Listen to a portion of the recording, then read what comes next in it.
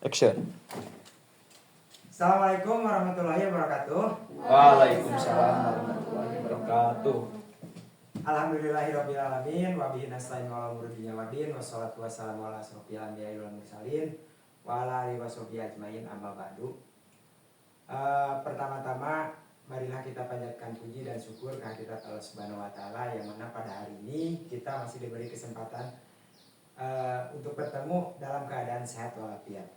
Salawat serta salam semoga tetap dilimpah curahkan ke junjungan kita yakni Habibana wa Nabiyana Nabi Muhammad sallallahu alaihi wasallam, kepada para sahabatnya, para keluarganya, dan mudah-mudahan kepada kita dapat syafaat nanti di yaumul jannah. Amin ya Allah ya rabbal alamin.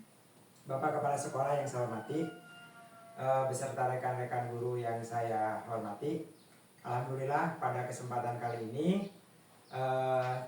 kita dapat berkumpul di sini dalam tugas saya, yaitu aksi nyata diseminasi budaya positif di sekolah. Nah, untuk biar lebih semangat, karena ini waktunya siang, waktunya istirahat, biar lebih semangat dalam mengikuti diseminasi ini, bagaimana kalau misalkan kita ice breaking dulu ya, sebentar. Siap, ibu-ibu? Siap. Ice breakingnya begini ya, kalau saya bilang pagi, tepuknya 1 kali. Kalau saya bilang siang, maka tepuknya 2 kali. Kalau saya bilang malam, selamat malam, maka tepuk setengah saja. Oke? Siap? Selamat pagi, selamat siang, malam. Ini belum konsentrasi ya. Ini. Selamat siang, selamat siang, selamat pagi, selamat malam. Oke. Kita lanjut ya. Kita ke materi untuk diseminasi positif. Untuk diseminasi budaya positif di lingkungan sekolah. Salam dan bahagia untuk guru penggerak ya. Kemudian ada ini materi yang akan saya sampaikan pada kesempatan kali ini. Ada 6 materi yang akan saya sampaikan, yaitu yang pertama disiplin positif, yang kedua motivasi perilaku manusia, yang ketiga keyakinan sekolah atau keyakinan kelas, yang keempat kebutuhan dasar manusia, yang kelima posisi kontrol restitusi, yang keenam segitiga restitusi. Dilanjut ya.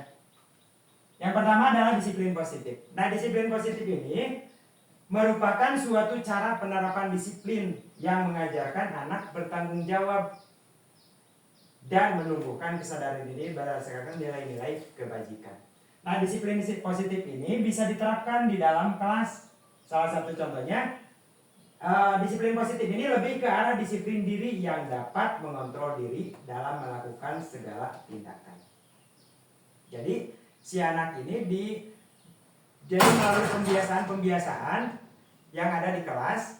Contohnya misalkan si anak ini membiasakan menyimpan sepatunya selalu di tempat yang sama gitu setiap hari. Itu salah satunya.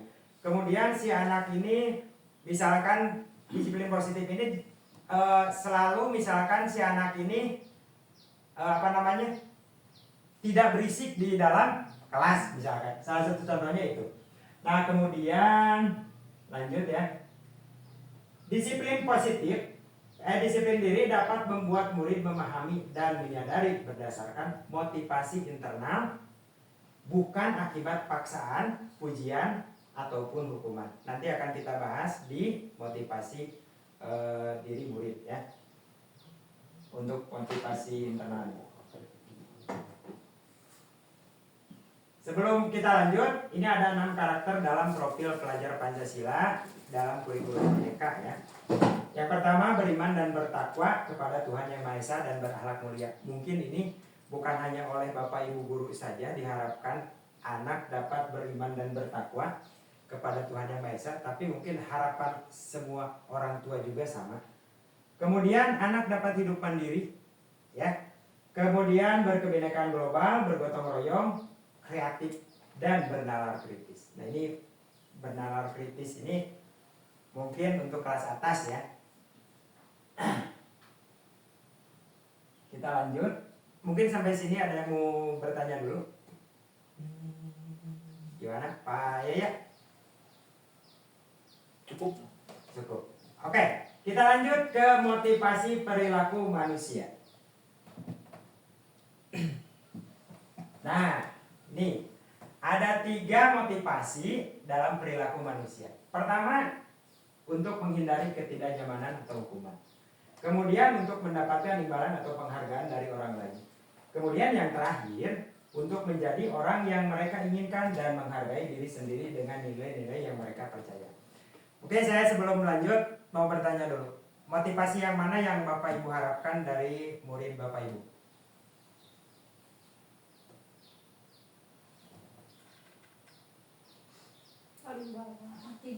Nomor 3, nomor 1, nomor 2, nomor 3. Yang paling Bapak Ibu harapkan dari ketiga motivasi anak di sini. Paling nomor 3 ya. Ini. Tuh. Nah, ini harus dihindari ketika si anak mempunyai motivasi. Aduh.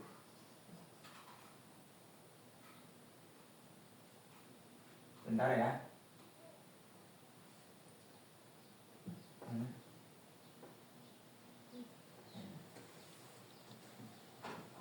Ini harus dihindari ketika anak menghindari ketidaknyamanan atau hukuman. Biasanya guru, yang saya sadari gitu ya, yang saya alami ketika saya di kelas. Sebelum saya belajar tentang motivasi perilaku manusia. Biasanya anak mengerjakan karena takut dihukum. Kamu harus mengerjakan ini, kalau tidak kamu harus misalkan bersih-bersih kelas misalkan. Ini tidak boleh sebenarnya, gitu ya, tidak boleh motivasi ini tidak boleh dimiliki oleh anak. Kemudian yang kedua, untuk mendapatkan imbalan atau penghargaan dari orang lain. Ini juga sama.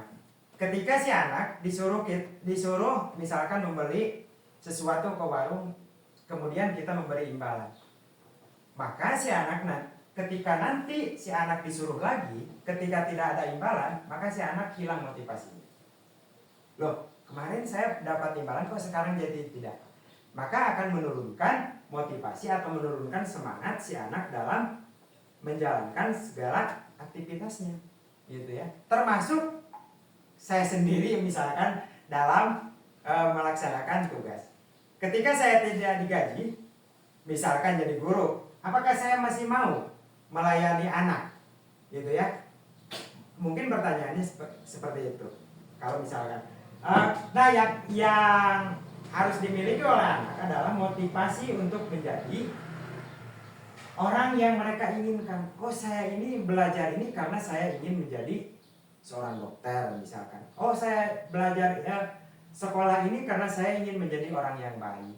Saya belajar ini karena saya ingin menjadi orang yang pintar. Itu salah satu contoh. Jadi si anak timbul motivasinya bukan motivasi eksternal, tapi motivasi internal muncul dari dalam diri si anak itu sendiri. Itu ya. Sampai sini mungkin ada yang mau ditanyakan? Ya. Gimana Pak? Bapak kepala sekolah mau bertanya ini. Wah, Mas ya. Yang pertama, untuk menghindari ketidaknyamanan atau hukuman, Ya. motivasi itu harus dihindari. So, kenapa sampai sekarang masih terjadi, terutama di luar lintas pendidikan. Contoh, pendidikan akademik kemiliteran itu kan dihukum. Betul. Ya, tidak nyaman, tapi masih diterapkan. Kalau hanya untuk di kependidikan, rasanya ini tidak seimbang. Yang kedua, untuk mendapatkan imbalan atau penghargaan, kita sendiri sebagai ASN, kalau tidak digaji, saya sendiri jujur tidak mau. Ya, Betul. ya, untuk menghindari itu bagaimana. Yang ketiga, untuk menciptakan peserta didik menjadi orang yang mereka inginkan dan dihargai pada diri sendiri. Bagaimana caranya? Bagaimana caranya untuk memotivasi anak mempunyai motivasi perilaku, nilai-nilai yang mereka percayai, model mengejar cita-cita dan sebagainya. Sedangkan tingkat kedewasaan atau tingkat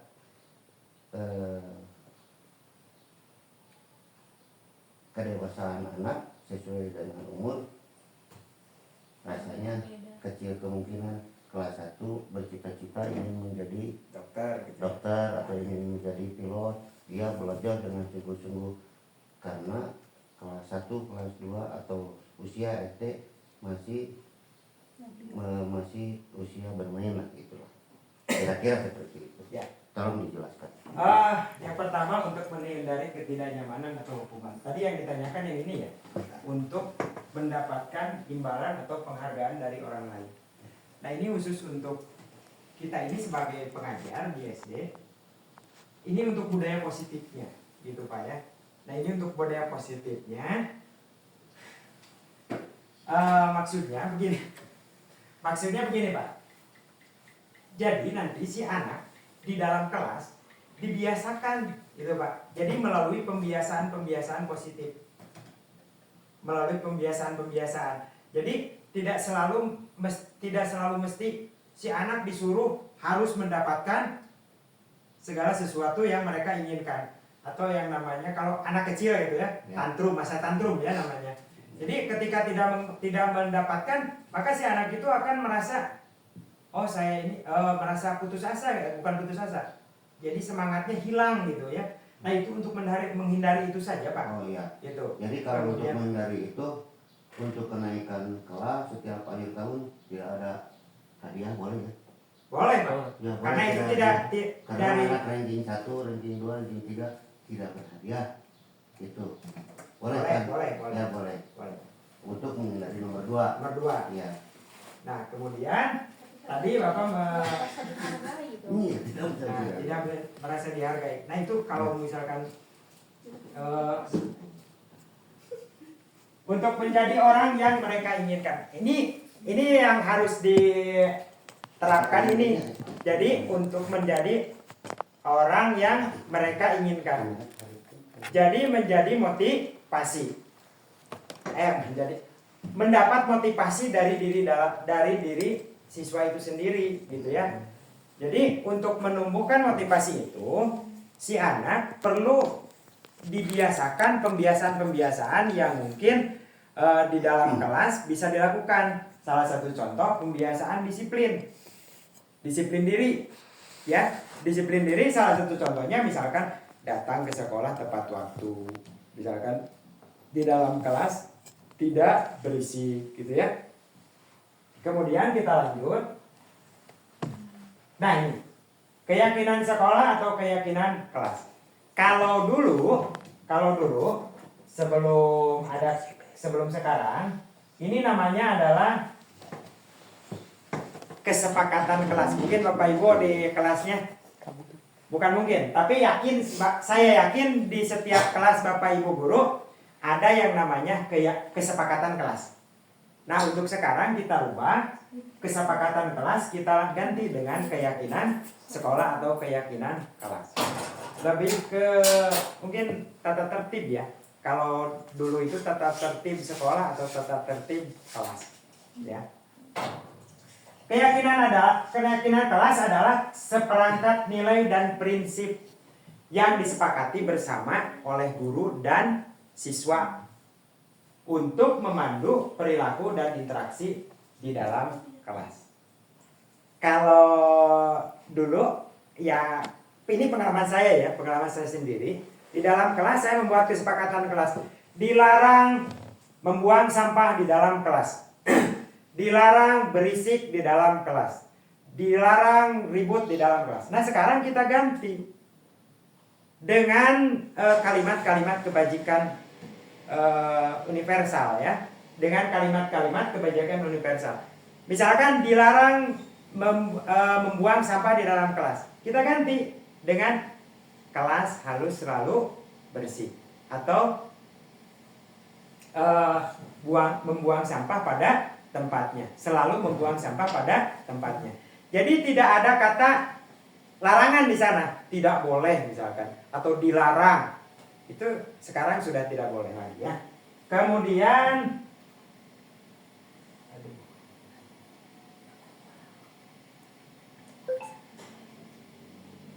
keyakinan sekolah atau keyakinan kelas berupa pernyataan-pernyataan universal yang mudah diingat dan dipahami dan harus diterapkan di lingkungan sekolah. Ini ya saya yakin di setiap kelas sudah ada. Ini salah satu contohnya ya. untuk keyakinan sekolah. Setiap anggota kelas perlu. Nah, ini salah satu contohnya. Jadi seperti ini nanti kita membuatnya. Silakan Bapak Ibu mau membuat di dalam kelas. Jadi tidak boleh ada kata larangan ya. Setiap anggota kelas perlu belajar, senang, melakukan aduh, ini sebentar ya Pak, Bu.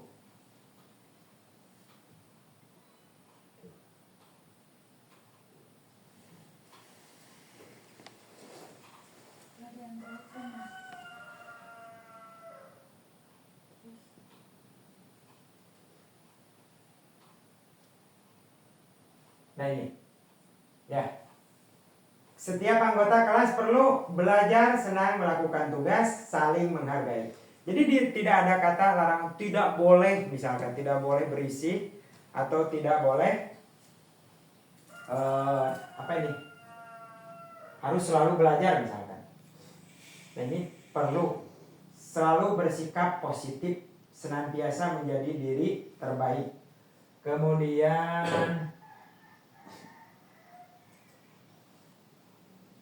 kayak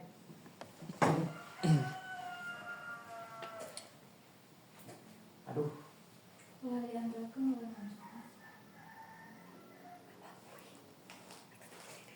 Sebentar Bapak Ibu Guru, ini gangguan teknis.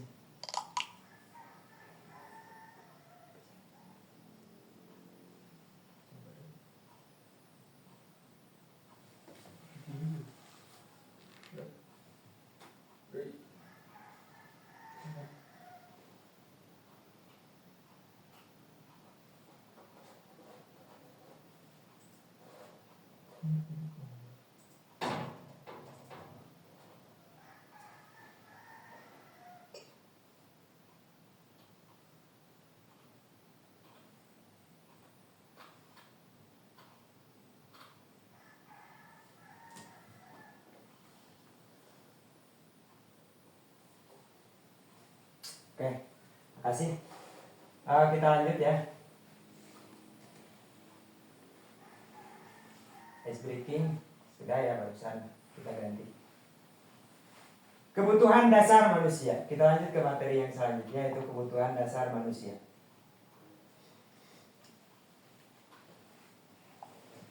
Pernyataan. Di sini ada pernyataan. Ketika seorang murid melakukan suatu perbuatan yang bertentangan dengan nilai-nilai kebaikan atau melanggar peraturan, hal itu sebenarnya dikarenakan mereka gagal memenuhi kebutuhan dasar mereka. Nah, ini ada 5 kebutuhan dasar manusia. Pertama, bertahan hidup. Manusia itu butuh bertahan hidup. Yang kedua, butuh kasih sayang dan rasa diterima. Yang ketiga, butuh penguasaan. Yang keempat, butuh kebebasan. Dan yang kelima, butuh kesenangan. Ada studi kasus di sini. Ibu Zulaika, guru wali kelas 3 SD, sedang bingung menghadapi ulah salah satu murid di kelasnya, Tommy. Beberapa anak telah mengeluhkan Tommy yang seringkali meminta bekal makan siang mereka dengan paksa. Jika Anda menghadapi situasi seperti Ibu Zulaika, apa yang akan Anda lakukan? Menurut Anda, kira-kira apa alasan Doni melakukan hal itu? Mungkin ada yang bisa, sebelum saya lanjut, mungkin ada yang mau menjawab dulu. Apa alasan Tommy melakukan hal seperti ini? Jadi si Tommy ini mengeluhkan Tommy yang meminta bekal makan siang anak-anak yang lain. Mungkin ada yang mau menjawab. Kenapa? Ada yang tahu nggak? Faktor dari rumah mungkin. Boleh faktor dari rumah kata Bu Rina ya. Kurangnya dari orang tua misalkan. Boleh, bisa jadi. Bisa jadi. Kurang perhatian. Kurang perhatian, betul. Kurang bekal, bisa jadi. Ya. Tidak mampu. Tidak mampu, boleh. Nah, kita bedah ya untuk kasus ini. Pertama, karena ia lapar dan orang tuanya tidak, ini kemungkinan pertama. karena ia lapar dan orang tuanya tidak membawakannya bekal makan siang. Maka kebutuhan dasar yang sedang berusaha dipenuhi oleh Tommy adalah kebutuhan bertahan hidup. Kebutuhan bertahan hidup atau survival ya. Kemudian kemungkinan yang kedua adalah karena dia merasa senang temannya jadi memperhatikan dia. Ketika temannya melaporkan tindakannya itu pada gurunya dan gurunya memberitahu orang tuanya, sehingga orang tuanya jadi memperhatikan dia. Maka kebutuhan dasar yang sedang dipenuhi Tommy adalah kebutuhan akan kasih sayang dan rasa diterima. Mungkin dari sebagian kita juga boleh sering gitu ya melakukan hal seperti ini. Apa Bu?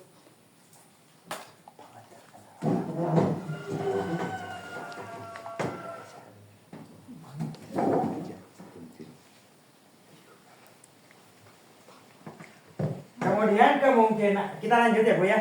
Sebentar, barusan ada kesalahan teknis. Kemudian alasan yang ketiga, alasan Tommy yang ketiga, karena temannya jadi takut dengan dia dan menuruti keinginannya. Maka sebetulnya Tommy sedang berusaha memenuhi kebutuhan dasarnya akan kekuasaan. Ya. Kemudian kemungkinan yang ketiga adalah alasan Tommy karena dia merasa bosan dengan bekal makanan yang dibawakan ibunya dari rumah. Karena ibunya selalu membawakan bekal yang sama, oleh karena itu dia ingin mencoba makanan teman-temannya yang beraneka ragam. Maka Tommy sedang berusaha memenuhi kebutuhannya akan kebebasan, ya. Kemudian kita lanjutkan ya. Nah ini alasan yang terakhir, karena Tommy ia melakukannya karena iseng saja dan dia menikmati ekspresi wajah teman-temannya yang kesal. Karena diambil makanannya dan menurut dia ekspresi teman-temannya itu lucu, maka Tommy sedang berusaha memenuhi kebutuhan akan kesenangan. Berarti Tommy sedang berusaha memenuhi kesenangan ya. Sebagai guru yang baik, kita lanjut ya. Sebagai guru yang baik, seorang guru itu harus mempunyai posisi kontrol restitusi, ya. Apa itu posisi kontrol restitusi?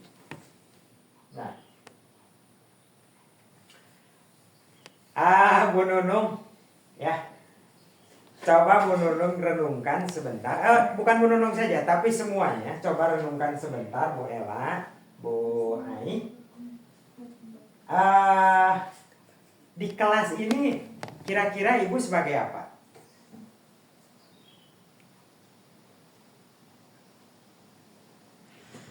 Teman. Sebagai teman. Ada yang lain? Ada yang pertama? Ada nggak? Merasa nggak? Pemantau. Merasa nggak ini? Sebagai Tidak. Ini sudah tidak zamannya lagi ya. Dari zaman dulu saya sekolah itu, pulang sekolah itu apa namanya? Ini merah ya, dijewer. Ini sudah tidak berlaku untuk zaman sekarang. Kemudian sebagai teman ya? Ada yang sebagai pemantau, ada nggak? Wela mungkin? Tidak. Langsung ya. Oke, kita bahas satu-satu. 5 posisi kontrol sebagai guru ya. Sebagai penghukum, menghardik, menunjuk-nunjuk, menyakiti, menyindir. Biasanya seperti itu. Kamu kalau tidak melaksanakan tugas ini, maka kamu nanti push up 5 kali. Nah, ini sebagai penghukum biasanya. Maka wajahnya juga sambil marah gitu ya. Kemudian pembuat merasa bersalah. Berceramah dan mengatakan seharusnya kamu itu. Nah, ini biasanya sering dilakukan ya. Kamu nggak kasihan sama saya, sama ibu. Ibu nanti dimarahin. Nah, itu tidak boleh. Ini sebagai pembuat merasa bersalah. Kemudian sebagai teman. membuatkan alasan-alasan untuk muridnya. Kemudian, ini contohnya. Ayolah, lakukan demi ibu, itu sebagai teman. Kemudian pemantau, menghitung dan mengukur. Apa aturannya? Apa peraturannya? Yang pas buat guru untuk saat ini, yaitu sebagai manajer. Ini yang pas sebagai posisi kontrol sebagai guru, yaitu sebagai manajer. Menghargai diri sendiri, mengajukan pertanyaan-pertanyaan apa yang kita yakini. Misalkan si anak melakukan pelanggaran, maka kita tanya, apakah sudah sesuai dengan keyakinan kelas yang sudah kita sepakati, gitu ya.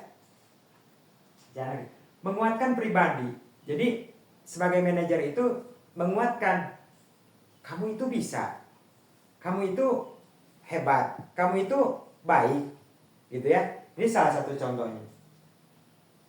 Kita bahas untuk posisi kontrol restitusi. Di antara kelima posisi kontrol tersebut, sebaiknya seorang guru menggunakan posisi kontrol sebagai manajer.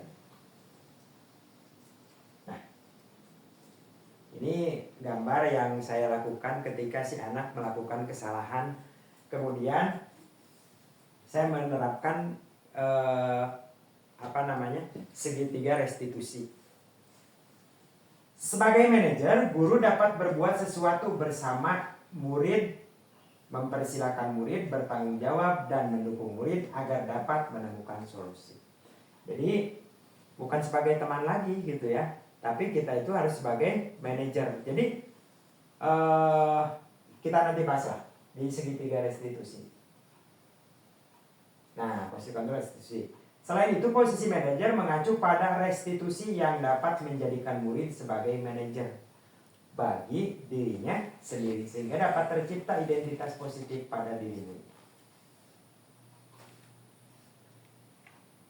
Nah, ini mungkin ada yang masih asing dengan kata ini, segitiga restitusi. Masih kurang ini ya. Mungkin ada yang sudah tahu. Ini tahapan-tahapan segitiga restitusi. Ketika anak melakukan kesalahan, maka kita tidak boleh menghardik, apalagi memarahi gitu ya. Tindakan yang harus kita lakukan yaitu ada 3. Ketika si anak melakukan kesalahan, pertama menstabilkan identitas, yang kedua validasi tindakan yang salah, yang ketiga menanyakan keyakinan. Menstabilkan identitas dilakukan berdasarkan prinsip bahwa membuat kesalahan adalah bagian dari proses pembelajaran yang nantinya akan menggeser identitas gagal ke arah identitas sukses. Contoh, ketika anak melakukan kesalahan, kita tidak langsung memponis bahwa itu adalah perbuatan yang salah, gitu ya.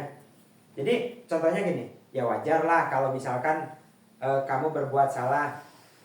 Toh Bapak juga kalau ada di posisi kamu, Bapak juga mungkin akan melakukan hal seperti itu. Kemudian menstabilkan identitas. Berbuat salah itu hal yang manusiawi, tidak ada manusia yang sempurna. Kita pasti bisa menyelesaikan permasalahan ini. Bapak, Ibu tidak tertarik untuk mencari tahu siapa yang benar, siapa yang salah. Bapak Ibu lebih tertarik untuk menyelesaikan masalah. Kalau kamu menyalahkan dirimu sendiri terus-menerus, apakah kamu bersikap baik pada dirimu sendiri?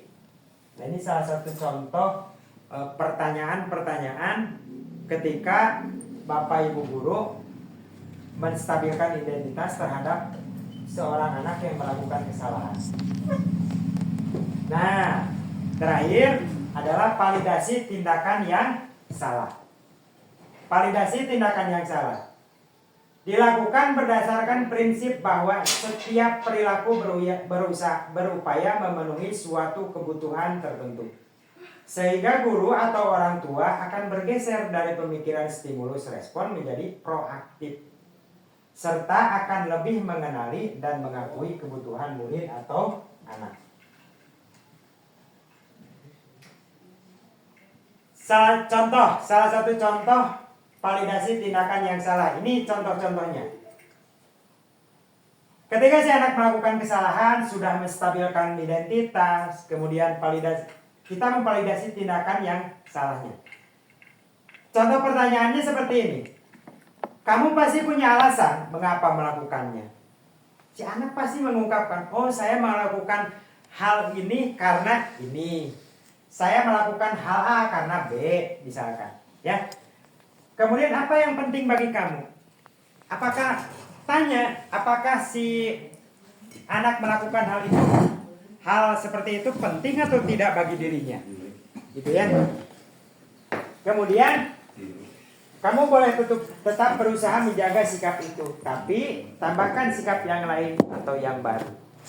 Kemudian, maukah kamu belajar cara lain untuk mendapat yang kamu butuhkan tanpa harus memukul? Jadi si anak nanti akan bahwa tindakan itu adalah tindakan yang salah. Jadi kita tidak perlu dengan marah-marah, cukup kita dengan segitiga restitusi ini ketika si anak melakukan kesalahan. Yang terakhir adalah menanyakan keyakinan. Menanyakan keyakinan dilakukan dengan memberi pertanyaan-pertanyaan bermakna kepada murid atau anak untuk memunculkan motivasi secara intrinsik, sehingga mampu mengaitkan keyakinannya dengan tindakan yang salah.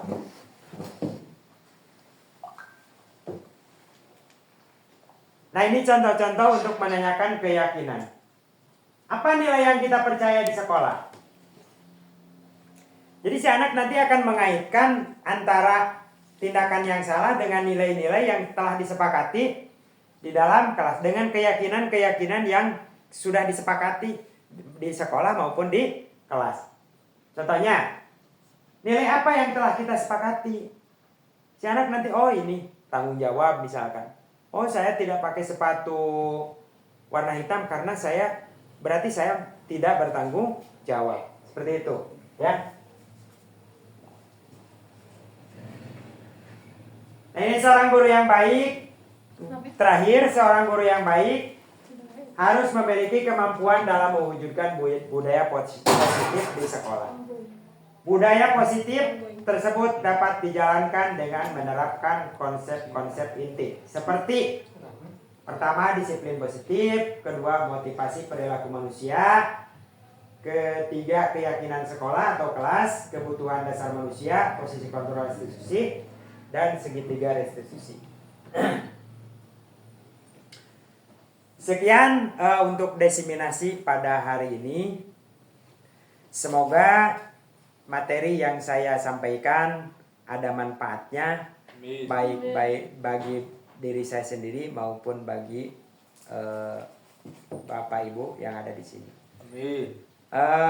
Untuk mengakhiri, marilah kita berdoa dulu dengan bacaan hamdalah bersama-sama.